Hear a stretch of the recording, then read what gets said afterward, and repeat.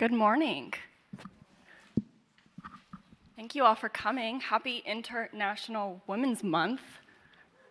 So excited to be up here on a stage with three incredibly intelligent and talented women.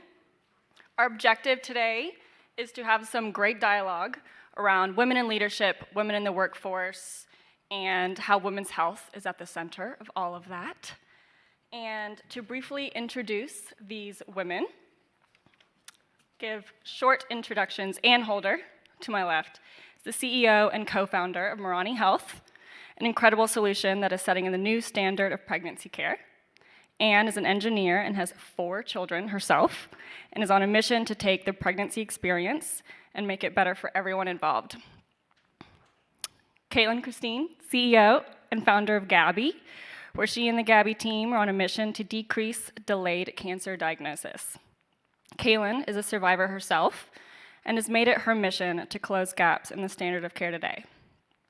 Jennifer Newell, CEO and founder of Betty's Co., next generation care model that meets the needs of younger women when and where they need it. Jennifer's story starts at the age of 17 and has since then made it her mission to create big change in how care is accessed. My name is Jamie Clark. I'm the Director of Innovation and Venture Strategy for Wellstar's Innovation Company and Venture Fund. And one of our missions is to raise the standard of living for women and girls. And I'm very proud to say that the women on this stage are in our portfolio helping us fight that mission.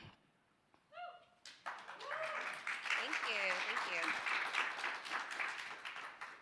All right, let's set the tone. So I do think it's important to address how far we've come as women, but still how far we have to go. Women still today earn only 51 cents for each dollar men earn in global income annually. The Global Gender Gap Score from the World Economic Forum, SCORED, has changed from 22 to 2023, 0.3%. From 68.1 to 68.4. Wow. However, by 2028, it is forecasted that women will control over 75% of discretionary spending. So let's talk about this gap, because we have mothers, CEOs, daughters, and leaders. How do you guys think about this problem? Well, I'd love to jump in just with a recent example of a fellow female founder. We were at a dinner, and 4 of us were gathered around the table, and we were just sharing, so how much are you paying yourself now? And we all went around and shared how much we were making, and each one of us had a male counterpart who was also a founder of a tech company and had a story about how much they started paying themselves, which, by the way, was $250,000 straight out the gate before they even raised any capital. And we're all like, they paid themselves how much? And only one person at the table was making that amount of money. And the stages of our companies were everywhere from pre-seed to Series C. And only one person at that table was making $250,000 a year, CEO and founder of a company. And one of us asked, well, so like, how did they get that approved by their board? Did their investors push back? And one woman said, no. All the male CEO said to his board was, okay, go find another CEO. Silence. Because you know why? What he knows is that any other CEO to come into that company is gonna be at least twice as much. And so we're a deal. And we were all like, oh my God, we have to raise our salaries. I mean, I think that's just a great example of what we're all experiencing. Well, and I think to add to that, part of the challenge that is on that list that you mentioned or included in it is it's much harder for women to raise capital. So we might get investors that would look at us and say, okay, we'll go find another CEO. And it's just, we're scrapping for anything that we can get. And it's hard for everybody right now. The market's really hard for everyone, male and female founders. But we know that female founders receive less than 2% of total venture funding. So we are going to be, really capital efficient, and we are going to keep those costs down because we have to be able to start our business. On a different note, I really love this question because you mentioned that women will control 75% of spending. We already see that women, in terms of healthcare, control the healthcare decisions and spending for their families. I think about this for our company, Betty's, where we are focused on Gen Z, we're focused on younger women, really serving them from period until pregnancy. So we get them, transitioning from pediatrics by the age of 15. Often we're aiming for 13 to 15, and then seeing them every year thereafter until they come to us and say, "Hey, I'm ready to think about, pregnancy planning. Let's talk about fertility," and then we'll pass them off to a provider that can care for that stage of life. But for this group in particular, we know that they are going to go on to be able to, or to go on and really both have the responsibility and take the responsibility of managing healthcare for themselves and for their families. So we want to start them young, educate them, empower them so that they can stay healthy and they can make those decisions for themselves and then again for their family as they age. And how do you think about your journey as a woman growing a company? Well, my journey is, it's a little different. I did do some time in the military, and as I've been thinking about this whole topic of, Women's International Day and funding for women and how far we've come. So I was in one of the earlier classes at the United States Military Academy, and I had a very different experience than most kids going to college. One of the things that I missed and I didn't have women mentors. And as life went on, I had 4 kids. My older 2 children actually went to West Point also. My second was my daughter. And when I went back and saw the difference that was changing, as my husband and I talked about it, it really comes down to mentorship. And I think as, generationally, as things are changing, I do believe that we're in this period now where we have women that are leaders, that are mentoring. And for my generation, we didn't have a lot of that. And I think, it's our responsibility in so many different areas to be mentoring women and mentoring other women CEOs so we know what's going on with compensation. And then looking to VCs that actually have women that are partners that are really looking at things differently. Because I'm a firm believer that women add so much to leadership, and it goes back to some of the earlier questions we were talking about. Well, and I think that actually really ties into your point of we've made progress. There's still a lot of work to be done, but that's a great example of progress. The fact that I can sit at a dinner table with 4 other female CEOs and we're all sharing our compensation is really, really special.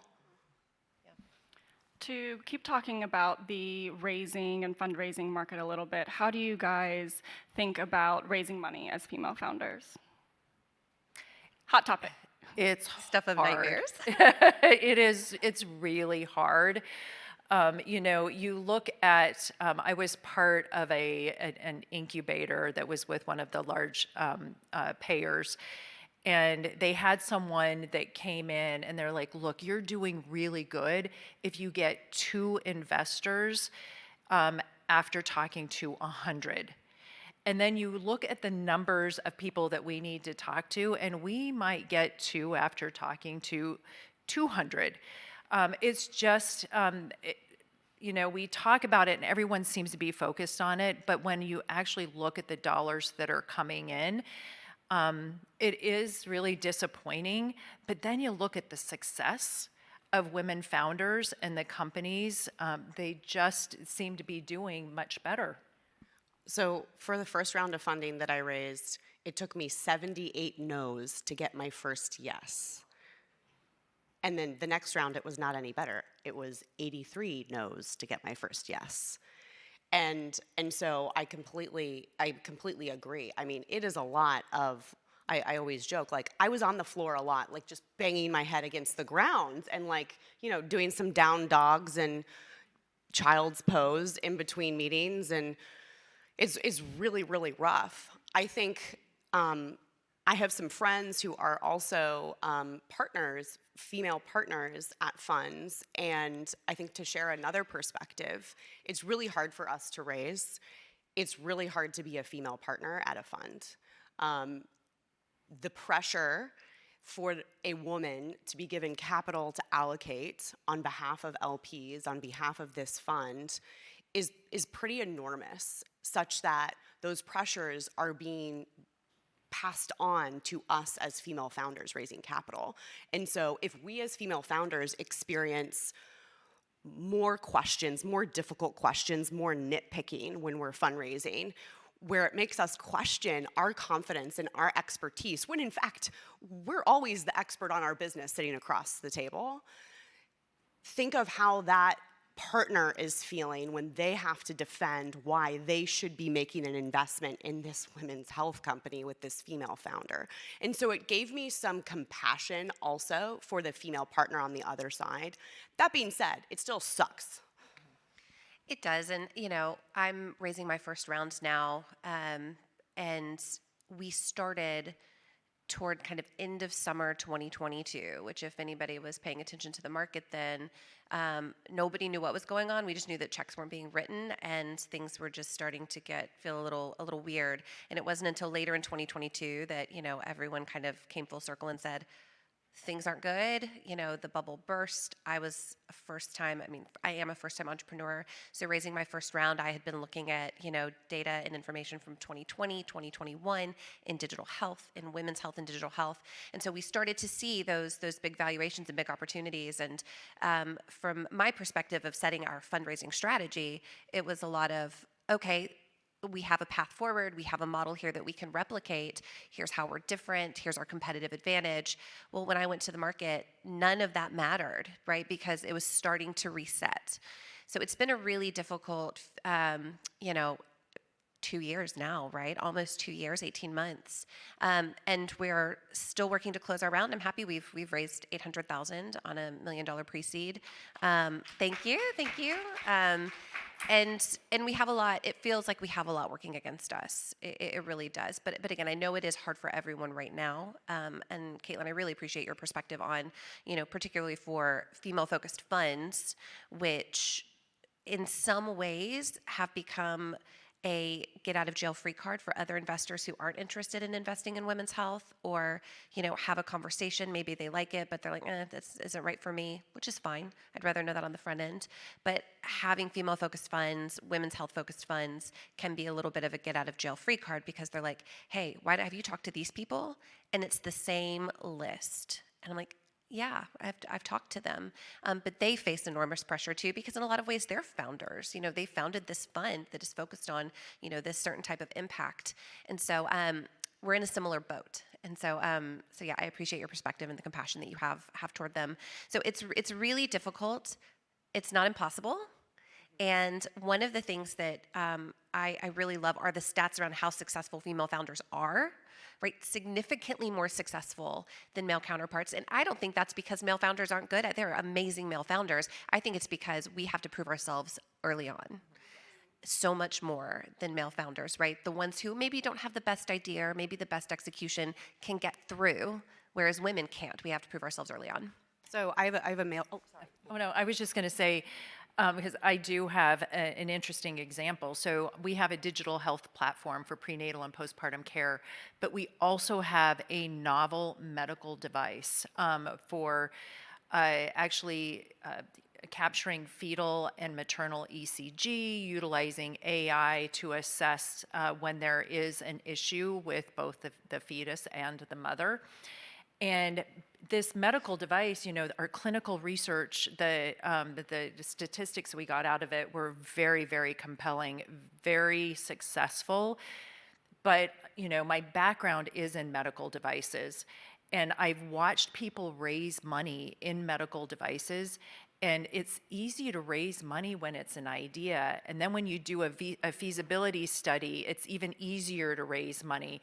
But in this case, they're like, well, let's just wait until we want you to get all the way through the FDA. Even though we have all of our clinical studies done, and the research is there, we just want FDA approval, or we want to have more commercial traction. So that part of it is going back to having to prove yourself. We just have to show a lot more data and a lot more success before we can get the investment. I have another example. So I have a friend who graciously lets me office out of their co-working space for free, so I don't have to pay for a co-working space. But his company has raised, through Series B, they've raised over $50 million, and they don't have product market fit. Oh my gosh. We are a pre-Series A company. We've raised in total $5.4 million. We're raising a bridge round right now, and we have to prove product market fit, otherwise we're not going to raise money. And they haven't even proven that, and they've raised over $50 million. They're also doing layoffs. It is just crazy, the different expectations that we're being held to. And I know we could probably talk about the fundraising environment forever, but I do want to bring it back to how this is doubly difficult, because you're not just female founders, but you're female founders on the incredible mission of women's health and closing gaps in care, because women's health has traditionally been considered a niche, and yet 50% of the population. So I would love to talk a little bit about how we can help women grow in the workforce, start seeking out these business opportunities, starting their own companies. An interesting statistic, only 61% of working age women are in the labor force, compared to 90% of their counterparts. And we know that there are multiple factors that contribute to the lack of opportunities for women: poverty, education, but let's specifically talk about healthcare. You all have founded very incredible companies fighting the access problem. How do you guys think about the standard of care today, and then how your companies are changing it? Well, I will start because I am so laser focused on maternity care, and everyone understands that it is a crisis in the US right now. We are completely understaffed when it comes to clinical care. The number of physicians and medical students that want to go into OB care, those numbers are declining. A lot of it is because of the litigious nature of our country. So we are faced in this situation right now where hospitals are closing OB services all the time. And from a business perspective, I can understand it, to have to employ the physicians to do 24-hour coverage for labor and delivery when you might only be delivering 50 to 100 babies a year. It's really difficult. So the issue that we have right now is access to care in rural areas, but I will say there's also access to care issues in urban areas. Some of the same dynamics are going on. Sometimes women just don't want to go in. They're afraid of our healthcare system and they don't want to go in. So we are hyper-focused on access to care for women in many different areas, and it's a complex situation. So we're really focused on building technology, taking technology to the home so that moms don't have to drive 3 hours, in a lot of cases can't even afford the gas for these appointments, and so that we can do their biometrics, we can understand if they have issues with social determinants of health, mental health issues, but most importantly understand some of these women have gestational hypertension, gestational diabetes. 30% of women in the US today are high-risk pregnancies for so many different reasons, and those numbers continue to grow, but we've got to do something better so that we can actually provide better access to care. So at Gabby, we're focused on early detection of breast cancer. And the way in which we do that is by assessing every woman's risk of breast cancer. Because until you know your risk, you don't know when you should start getting mammograms, if a mammogram is the right type of screening for you. And by assessing your risk, we then connect you to our team of breast specialists who, via telehealth, are able to order your mammogram, order a breast MRI, genetic testing, provide genetic counseling, and ensure that you can get to care, the right care, as quickly as possible. I'm curious, I know there's a lot of women in the audience right now. How many women perform self-breast exams, or at least touch around and feel if there's any? Okay. And how many of you have ever found a lump? So 80% of women are the ones who find a lump first, and then a breast cancer is confirmed by a doctor. So women are the first line of defense to identifying breast cancer right now. Excuse me. And if you find a lump, I don't know what any of your experience was, but generally, the first place you go is to Google and maybe ask a friend or your mom, and then you'll go and call your OBGYN or PCP. And it can take the average woman up to 6 weeks just to get in to see her OBGYN or primary care provider to have her feel your lump to tell you whether or not you should be worried about it. And during those 6 weeks, you're freaked out, you have anxiety, you're going down the Google spiral. What do I do? Could this be breast cancer? And certainly if you've had a family member who's been diagnosed with breast cancer, you're really freaked out.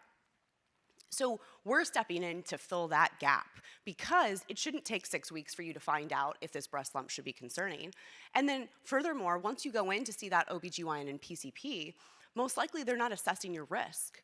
So especially if you're under 50, they may not order a mammogram for you because it'll be seen as unnecessary. And if you're just average risk, it is unnecessary. But if you happen to be high risk, you need a breast MRI, not a mammogram, and you should get in today, not 6 weeks from now. And then you may have to wait 3 to 6 months just to get in to see whether it's a specialist, to go get that mammogram. Ultimately, it can take over 6 months from the moment a woman finds a lump in her breast to get a diagnosis. And we know that we can detect breast cancer. We're really good at it here in the United States. But the key with breast cancer is catching it early. If breast cancer is found early, the survival rate is 99%. It's not a death sentence at all. But if it's found late, which every moment counts, if it's found late, the survival rate is 30% or less. And so why are 1 in 3 women being diagnosed with a late-stage breast cancer when we know how to detect it? We need to get women to that care, to the right care, faster. And we had a conversation, and correct me if I'm wrong, but you said that, is it for women under 40 that the mortality rate is actually increasing? Correct. So, that's a great segue because my company provides care for younger women. And, my story, as Jamie mentioned, really begins when I was a teenager. I was 17. I was diagnosed with infertility during my first OBGYN appointment.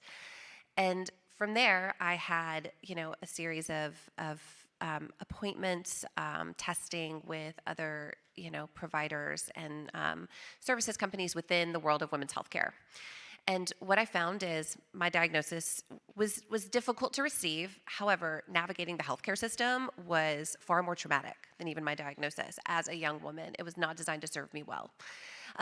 Several years after that, I stumbled into a career in healthcare. I didn't intentionally go into healthcare thinking about my own personal experience, but as I was in healthcare, I started to see behind the scenes, particularly of provider organizations, and understand why my experiences as a patient were what they were.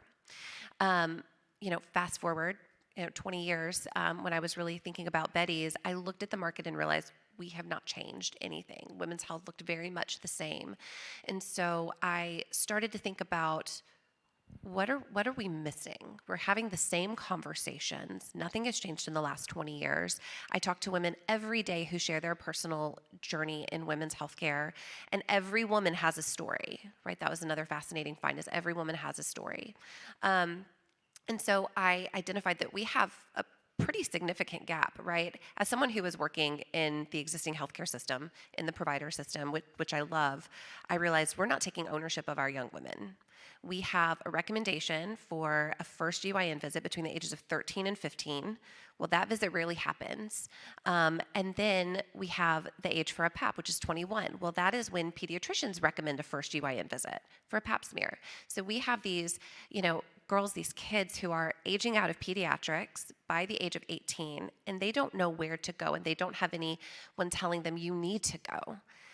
And I will say, being a Texas-based, we're based in San Antonio, being a Texas-based women's health founder, you know, we see the difference in the stigma associated with women's health care here, and it really impacts the younger generation. Whereas I talk to those who are in New England on the West Coast, and you know, they did start going to their GYN at 15, and then every year thereafter, getting appropriate education, getting appropriate care. Well, you don't see that in Texas and across the Southeast. I'm originally from Nashville. It's very, very different. It's a different experience here, and we need to change it. We need to change the conversation because the female reproductive system activates on average at the age of 12 with the menstrual cycle. That is reason enough to go get specialized care, to recognize you have this new system that has, again, activated in your body. It's going to cause all of these changes. We want to be the group that is helping you navigate that and have healthcare providers really take responsibility. And when I say that, there's no blame on existing providers. There are only 2 OBGYNs per 10,000 Texas women. That means one OBGYN is managing 5,000 lives. That's a lot. That's a lot of pressure to put on the OBGYN. And we women often go to our OBGYN as a primary care provider. And how are they supposed to talk about your mental health, your breast health, your maternal health, your fertility? How can we put that pressure on them? We can't when they're managing 5,000 patients. Exactly, exactly. I talked to a provider, a nurse practitioner, who, luckily, she's at Betty's now. We pulled her in, but at her previous practice, she was seeing 50 patients a day. 50. That's unbelievable. She can't educate. She can't really understand, the needs of that individual when she's seeing 50 patients a day. Can you imagine having 50 meetings a day? No, that sounds awful. So we have a different model. We're really focused on young women. We do 40-minute visits. We have nurse practitioners and PAs who are incredible providers because, again, we know there's an OBGYN shortage. So for those who are, up here who are founders, we've got to look at the existing ecosystem and say, identify the gaps and find ways to create new models that work within the existing system to some extent while also disrupting. And so we're kind of disrupting from the inside. I love that. There's so many themes, but I think primarily it's navigating the complexities of the U.S. healthcare system, and then the emotional, cognitive drain of navigating it, and then navigating your own body as a female, and then also trying to balance your social life, your school, and building a career. So when have these experiences or problems that you're solving impacted your own career choices to pivot or to make decisions maybe around family planning or such? That's it. Please, Anne, please kick us off. I am a mother of 4 kids. And, it was one of those journeys that I didn't really focus on too much, but it was really interesting how it changed my career and what I wanted to do. I will tell you, I had my first baby during the Gulf War. My husband and I were both stationed in Germany, and he was deployed because I was pregnant, and I had my first baby alone. And I had 2 days of maternity leave, essentially. I got out of the hospital and I was a rear detachment commander, and it was, I was right back in it. There was a lot going on. And then fast forward, got out of the military. I was in engineering and operations roles. And, it was really, really difficult. And I actually had a woman who was in a leadership role in one of the companies that I was working at, when I finally needed to leave that role just because of my life balance. I'm not even going to say work-family life balance. It was my life balance. And she said, well, you just can't do this. You can't, you'll never be a successful leader as a mother with children. And I was like, this is a woman telling me this? So, I had these experiences early on. But I do think things have changed. Things are different. You just look at maternity leave and what we're doing. And I look at even my own daughters and what they're doing and what their employers are doing for them. I think it's much easier now, but we still have a long way to go. We really do. I think the conversation around when to expand a family. So if you're a person who wants to have children, whether that's biologically or through adoption, whatever the means are, I guess the first thing I'll say is I think it's important that women have a choice and a say in determining when they become pregnant or when they decide to expand a family. It's a really important decision, and I think we've all seen how it can impact a career. And just from my own personal experience to share, we were in the adoption process for 4 years before starting Betty's, about 2 years before deciding to start Betty's. The country that we were adopting from shut its doors to international adoption. And so, when it was time to start Betty's, that was a big conversation. What do we do if this adoption goes through and we're starting this company? My husband and I are, having this conversation because we were adopting from a country where we would have to go and live for about 12 weeks. Can we do this? And ultimately, when that adoption fully lapsed, we decided we can't. We're too into Betty's. I cannot imagine balancing both. And I say that recognizing that one of my closest friends is a female founder who closed her seed raise when she was 8 months pregnant with her third girl, right? It can be done, and women can decide, I think, what is best for them and what they have the ability to do both in their personal life and in their work life. So it can be done. There are amazing examples out there. But the fact is, it's a conversation and it's a decision every time, right? And there are real impacts. And you do feel like there are times where you lean back a little bit in your career and times that you lean forward in your career. Times you lean into your family, times you lean back, not saying you don't have responsibility over your family, but in terms of what you feel like you can do, but it's always a conversation. I think it's a conversation among families and men too. My husband has even said if we had kids, I would not want a traveling job, and he has a traveling job right now. So, and he could not have a traveling job while I am starting this company, yet he is funding our life because I am not in that group that's taking a $250,000 salary right now. So yeah, there are always so many factors, but it certainly plays a role, and I think women really need to have the education and empowerment to decide for themselves when it's right. Can I just add one thing really quick? I'm sorry.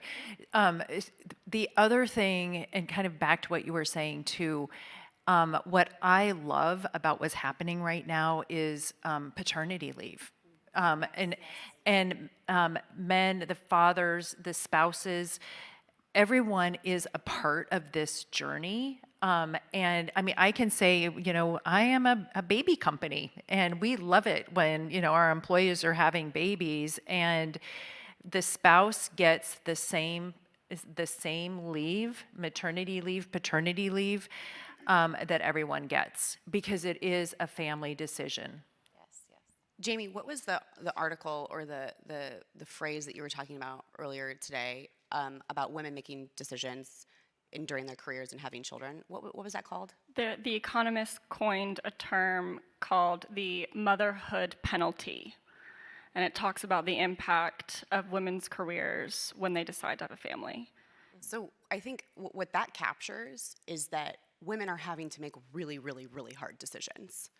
And I know each of us have had to make hard decisions as it relates to our career and the timing of having or not having children.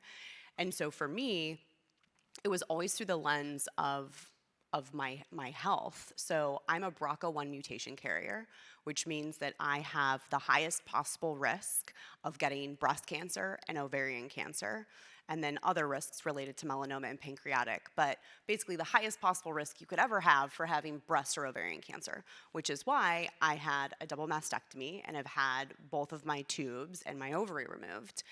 And I removed my ovary and 2 tubes when I was 28. And I was really scared. I wasn't ready to have children. I didn't have the financing at that time to harvest my eggs, but I also wasn't willing to give up the option. So I worked with a dear friend who also happens to be a doctor, and we came up with this plan to only remove 1 ovary so that I wouldn't go straight into menopause at 28 years old, but that I wouldn't be able to get pregnant naturally and would still be decreasing my ovarian cancer risk, but over the next few years, I would be able to harvest eggs should I want to, and therefore could preserve and decide when and if I wanted to have children. Now, what I'll say now, as 33 years old, and I am in the trenches of building this company, I'm looking 5 years ahead and going, that's probably not going to be a good time to have a child.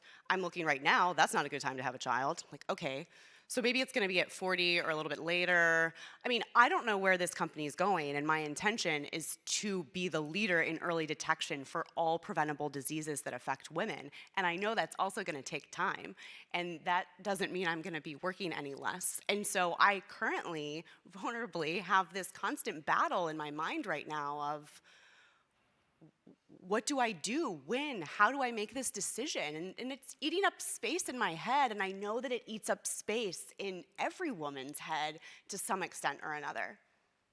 Absolutely, and I think all of you have that mental health, behavioral health component within your companies as well, because it's so closely tied to women's health and how you're navigating. Jennifer, I don't know if you want to speak to a little bit about, especially in younger women, how they're navigating their early reproductive health. Yeah, absolutely. So the data is so interesting. When you have, male and female kids start when they're young, kind of prepubescent kids, and you look at things like the rate of depression or depressive symptoms, what you see is consistency, right? That line looks the same for male and female.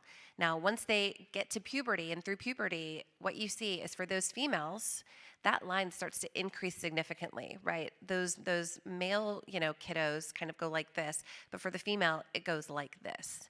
Now, we don't have enough research to say that there's a direct correlation between, the hormones that are part of the female reproductive system and how that impacts mental health.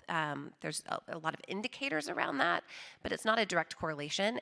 We don't know if it's societal, right? It's how society starts to view and treat women once they go through, or young girls once they start to go through puberty and start to develop and get into their adolescence. There are a lot of factors.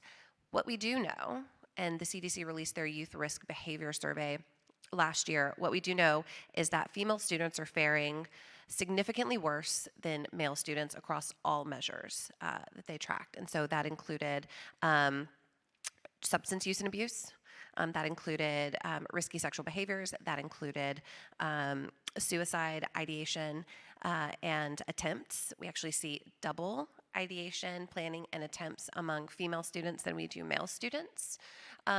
You see a significant need among that population for mental health care. And then also for us to really understand why there is that distinction and make changes around it. But yeah, it's a really, really, really important thing. And then lay on top of that, building a company, building a career, navigating what do you want to do after college? Am I in the right major? So I think that's an important tie too, because especially now we live in a world where women's health, especially reproductive rights, are extremely politicized. Since the turn of Roe v. Wade, we have seen states take actions with implications on care. How have you all seen this impact your day-to-day as CEO? I can kick this one off again too. Again, being in Texas, being a provider organization, what I've found, I really started to think about Betty's and women's health care back in early 2017. And I found myself frustrated as a person who cannot become pregnant, who's a high utilizer of women's health care, hearing this national conversation about women's health really being focused on pregnancy, the point of pregnancy. And the message that sends is that women's health is, either you're trying to prevent, achieve, or manage a pregnancy. And if you're not doing those things, then women's health care, you don't really need it, right? And I'm not saying those things aren't important, but it's so much more than that, right? We're talking about 50% of the population. It's healthcare for 50% of the population. I think it's actually 51%. We do live longer. So we see that there's this significant need, but the conversation is just, it's not happening in the right ways. And so I started to think, how do we really depoliticize women's healthcare? How do we think about changing that narrative? And maybe a little bit of reading the political tea leaves, wanted to build something that would be able to thrive in a highly regulated state. So we don't offer pregnancy care.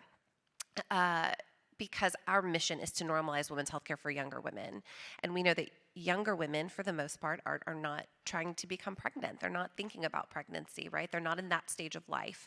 So we want to educate and empower them through our healthcare services, through the work that we do, so that when they, again, are ready to become pregnant, they can make that choice for themselves and they can make a good decision. And also understanding the risks, also be in a position to know the dangers of pregnancy. Pregnancy is a dangerous condition for women, and understand the regulations in that state and how that impacts them. So we just want to educate and inform them so that they can make those decisions while being in a position to provide care in a highly regulated state. Because again, Texas is highly regulated, so we're starting to see fewer OBGYNs even practicing medicine in the state because they can't practice with their full licensure, and don't feel like they can practice evidence-based medicine. So they don't. So they're leaving the state. They're not coming to the state. We already have a shortage, and you see that across, the Southeast, which is why Betty's, our growth strategy, is to move into those places where there are fewer resources. And I would say for us, the same thing. It comes down to resources and understanding where the resources are and helping these women get access to care that they need. This is probably going to carry on for a while. But for us, I mean, in Texas, I was talking to someone from Texas just yesterday about the need for care and the shortage of clinicians. And it's going to change all over. We're talking to Alabama, Mississippi. A lot of these states really, truly need the care. I mean, there's a lot of women, and we're very passionate about making sure that they get the care, and hopefully in the home. What I'd also add to that is it's going to be driving women out of their cities and out of their states where maybe they can't get the care that they need.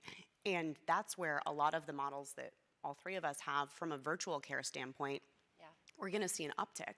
And don't get me wrong, I am an extrovert and I always want to meet in person, whether it's for work and co-working or for a coffee or to see my doctor.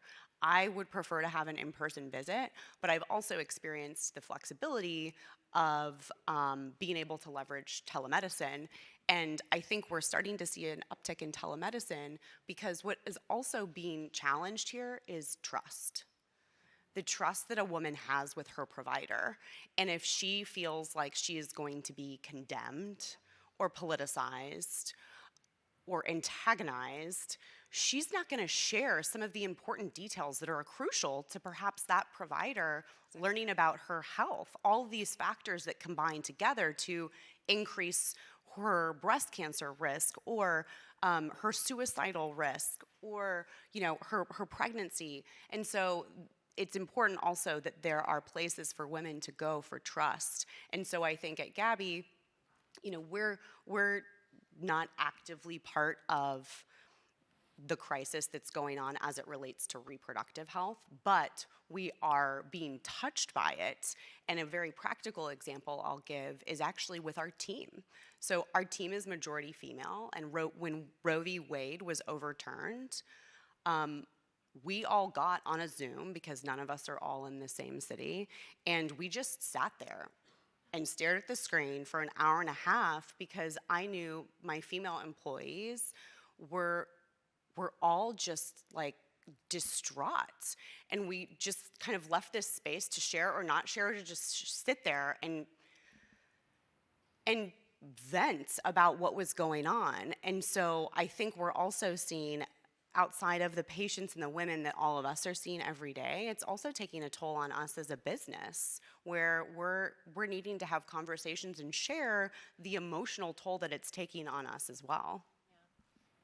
I think that's right. We did something very similar because again, we have teams that have experience seeing pregnant women and caring for pregnant women and understand the nuances of the effects, right, that decision makes on people that they know and people that they've cared for. I will say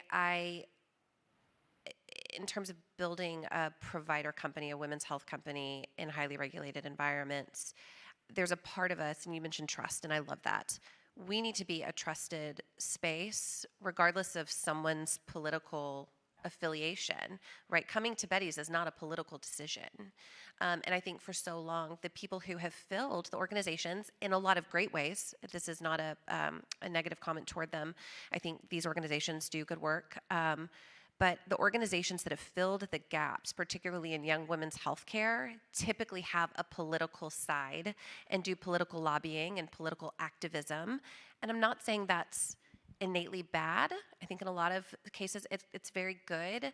However, for those patients that are choosing to go there for care, they're making a political decision. That political decision may not be aligned with their family members, and so they feel like they can't go. And taking care of your body and your health should not be a political decision. Exactly. All right. So, I mean, we're at South by Southwest, so I know we can talk about this stuff. But we may have a diverse audience in the crowd, health systems, consumers, perhaps federal partners, investors. What can everybody go home today and do to be advocates in this space? I love this question so much. Sorry. You go ahead, Ann. No, you go ahead. Okay. I really love this question because I think so often people think, well, I need to be an activist, right? I need to go march. I need to go rally. I need to donate money. Yes, please do all of those things. That's great.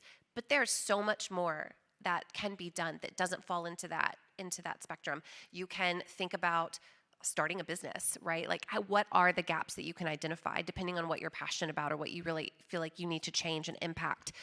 Learn about it, identify gaps. Are there people trying to fill those gaps in different ways outside of the political sphere? If so, how can you help them? Can you become an employee, a team member, and help grow their business? Can you be an investor? Can you be a customer? Oh my gosh, just go be a customer, right? I tell we do a lot on college campuses, and our sweet college students always want to do something like, how can I help? And they're thinking about volunteerism. I'm like, just be a patient. Like, that's what we need from you. Just be a patient, get care, tell your friends, please do that. I also think in this space, there are a lot of other ways to think about solving the problem. So just to be really pointed around abortion and regulation around that, if that's something that you want to change, think about maternal fetal medicine. What is the research that is happening in the space of maternal fetal medicine? How would you want to get involved there? Think about the social determinants of health, right? How do we want to lift up women, particularly out of poverty or lower socioeconomic, status? There's so much that we can do outside of changing laws that can really raise women up and help, move the needle more. What I would love is to not have to be a political conversation. If we can take it out of politics and put those decisions in the hands of women, then that's a win. Well, and that was excellent. And I'm just going to add on to that a little bit. It's giving back to your community. And she mentioned social determinants of health. And there's so many organizations out there, and I'm so focused on improving outcomes and reducing maternal morbidity and mortality. And some of these women just need a friend. I was actually talking to somebody from one of the large payers, and there's a term that they're using now called personal determinants of health, not social determinants of health, but it actually affects somebody's loneliness, and it's measuring loneliness, and it affects pregnancy. Pregnancy, and some of these women that are out there alone and that don't have anyone, it's just reaching out and being an active part of the community and working with folks to really help. But then again, supporting your healthcare system, supporting nonprofits, and as an investor and a provider to help with the innovation. I also really like this question, and I thought a lot about it, and I wanted to give two very actionable, tangible calls to action for everyone in the audience. So the first one starts with a story. My best friend has raised more capital than I have. She also has a startup, and she was the first check investment in Gabby. It was only $1,000, but you can be an angel investor with $1,000. She raised a round of funding, and I wrote a $1,000 check, and she had raised more capital, and so she actually had to convince the board because I was way under what their requirement was, But now I have a little stake in her company. And that's how it starts. That's how more of us get in the room. That's how more of us start companies. That's how we save more women's lives. That's how we get more of a voice, a seat at the table. And so don't count yourself out as an angel investor, because $1,000 can make a difference, and you can be an angel investor too. I promise I wasn't sponsored by Angel Investors of America or something. Okay, my second call to action is actually for the men in the room. We cannot change women's healthcare. We cannot save women's lives. We cannot build companies by women for women without you. We need you to be an ally, because you have the seat at the table. You have the larger voice. And we need you to use your voice and your seat at the table to get us at that table, to get us in the door. I really love that. I just want to add to that. There's such good actionable things to leave the audience with for the conversation about how men can be allies, right, and get a seat at the table. Just a couple of quick things.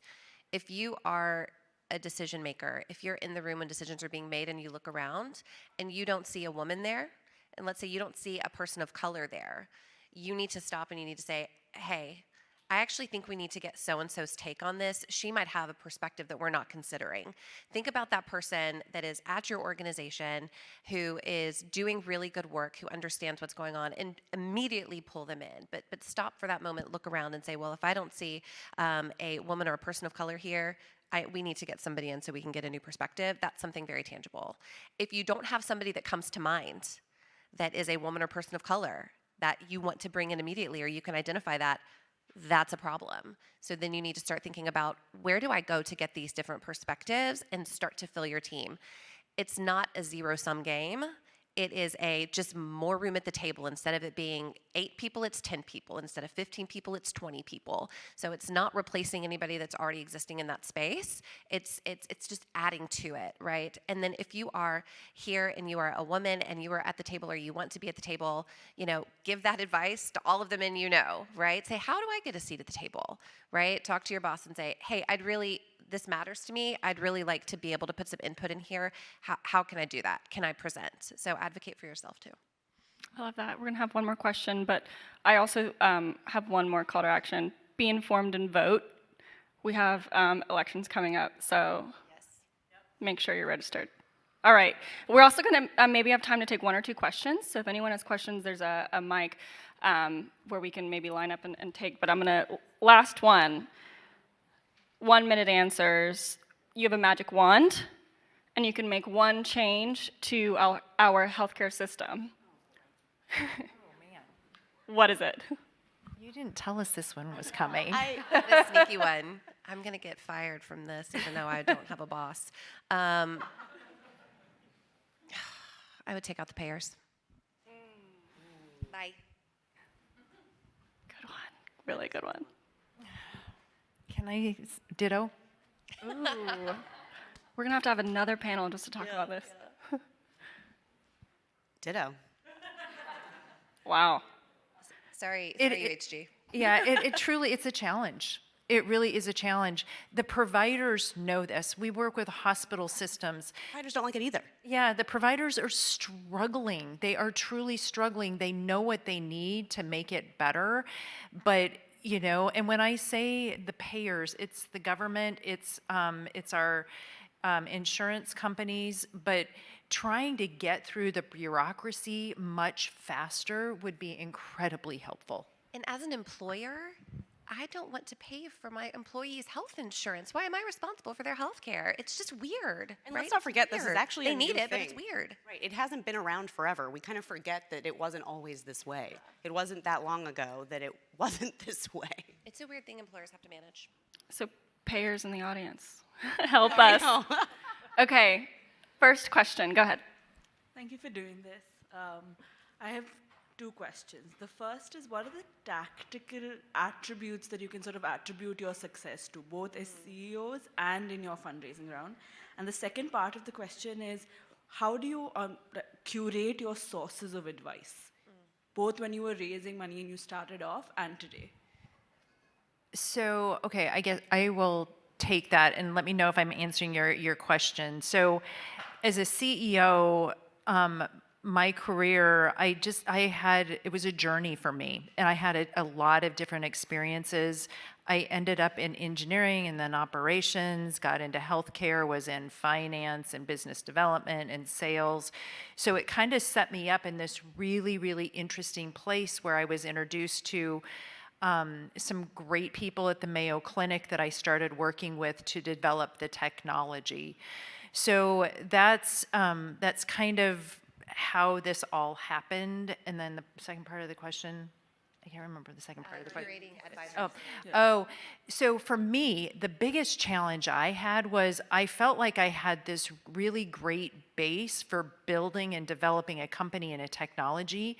And I do have a sales background.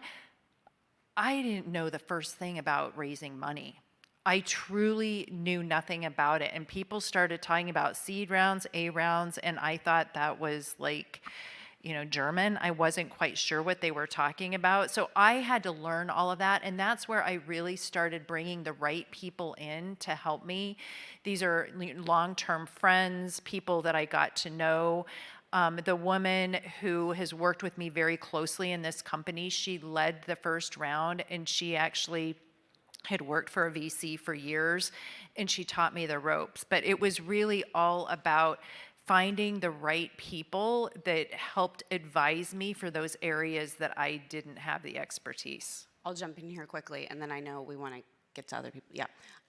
So to answer your first part of the question, for me, what made me successful? Resilience and a hunger to learn, constantly be learning. And then how I found mentors or finding those mentors is really surrounding yourself with people who are smarter than you that you trust. Thanks. Hi, thank you for a wonderful panel. Amy Lynn, hesitate to mention I work for the government after what you just asked that we Sorry. get rid of. Welcome. The government was my employer. I love the government. But I actually work for the Advanced Research Projects Agency for Health, ARPA-H, and I was wondering, one thing that we work on is investing in R&D for transformative breakthroughs, and we just announced a women's health sprint looking at $100 million commitment to invest in women's health research and development. Yes. Thank you. Please check it out. Please apply if you're interested. Yes. And so what I was wondering is, as you've been talking through your fundraising journeys and the struggles you faced, did you look at government funding, like from ARPA-H or other sources that provide non-dilutive capital? Yeah, it was interesting. I did that very significantly in the beginning. Applied for 3 different NIH grants and actually did it in conjunction with Mayo, and we were not successful on any of those. However, NSF stepped forward in a big way, and NSF, that was our first big grant that we received, and it was amazing. In fact, I just got an email from them asking me to be a reviewer for them. So I am very passionate about that and really excited about what ARPA-H is doing right now. Very excited. The short answer is yes, we're looking at that now. Really excited about what ARPA-H is doing in women's healthcare. Have also looked at, oh gosh, I've forgotten the acronym, right? The other kind of technology startup. SBIR, thank you. Is Sippers and Sitters. And so I think they are fantastic programs looking at ways to do it. One of the challenges I've faced is we are a tech-enabled services company. And what I found with kind of some working with the government is you really have to be specific, have a specific match to what they're looking for, right? And so if we have a vision for something and it doesn't perfectly align, then I think the chances of success seem to be pretty low. And I say this, my husband's in federal contracting. He works for some really big federal contracting companies out of DC. But I'm so excited about ARPA-H and what they're doing because I do think it opens up a lot of opportunity for us to put forward what we see is needed in not just for kind of military families or veterans families, but for, just kind of all women in the U.S. So thank you for doing that work. It's really exciting. And I'm telling you, every women's health founder that I've talked to in the last week is like, are you doing ARPA-H? Are you going to apply? Yes. The short answer is yes, we are. Hi, thank you for the panel. Purnima Patel from Atlanta. I'm actually an eye surgeon and I do not like the payers. And I used to work for the federal government for a decade. And I just have a question about, in a highly regulated market full of payers that tell you what to do with your patients, how do you keep your dreams alive, keep innovation alive, so you don't constantly feel squashed? Because that's kind of where I'm at. I feel very squashed in new ideas. Okay, well, this is what I have been doing because so what is you look at the market and what we need to do, you have to put yourself in the shoes of the payer, and what are they trying to do? And for me, it's been looking at the value proposition for the payer. So it is all about long-term better outcomes and lower costs, and looking at it as a population. And I think that's probably where we're being a little bit more successful. And the area that we're working in is just such a hot topic right now, and it's such a huge cost. Anytime you can keep a mother, if she can carry the baby longer and you can cut that NICU stay in half, the payers are actually really happy about it. So it's really about putting yourself in that position where you're adding value back to the payer. And I'd say ours is a little different, right? In healthcare, you have a lot of customers. If you're a provider, you have a lot of customers, right? Your customer isn't always the patient, right? It might be the payer. It might be an employer who is the payer. It's weird because the way money exchanges in healthcare, it's not a straight line to the patient, right? And so their preferences aren't always taken into consideration because they have a contract with their employer has a contract with an insurance company, the insurance company has a contract with the provider. So when our patients come in and they're like, how much is this going to cost? I don't really know. We have to call your individual plan. We have to call United, and they have 1 billion plans, and they're all different, and they might add some that I don't know about. So it's very complex, and it's hard to really meet the patient's needs when you have that very confusing system. That said, what we've decided to do is we decided to look at what is the payment structure, the current model. Let's find a way to work with that. So we've hired mid-levels. We have a physician-led team. We work everyone at the top of their license. And we try to identify other opportunities for revenue so that we can increase profitability. Because to be a successful business, you need to be profitable, right? And to grow, you need to have profit. So we don't shy away from profitability or being a for-profit company. What we have done is we have tried to find where can we add new revenue streams that are going to appeal to our customer and give them a great experience. That way we can work within what the existing payment model is. Also, how can we, maximizing that reimbursement? How do we reduce front-end and administrative staff? How do we leverage technology? We're doing a lot of investment in that now, which yes, is expensive on the front end, but we see that having a long-term financial impact so that as, reimbursement is relatively low in our space and we still want to have 40-minute visits, which is kind of unheard of, we want to make sure that we are able to kind of maintain that profitability. So we're keeping an eye on it, we're modeling it, and we're looking for, and I think this is where healthcare can do a lot, especially for providers, we're looking for those, it's 20 small tweaks, it's not one major thing. So how can we cut this transition for the patient? How can we reduce this one cost here? So we are playing a game of margins, but we're doing that thinking of our customers being our patient and just kind of letting what is happening with the payers, the reimbursement, to be what it is. Thank you for the work that you're doing. Keep the faith. Yes. Thank you guys so much for coming. We'll wrap with that. Thank you, everyone.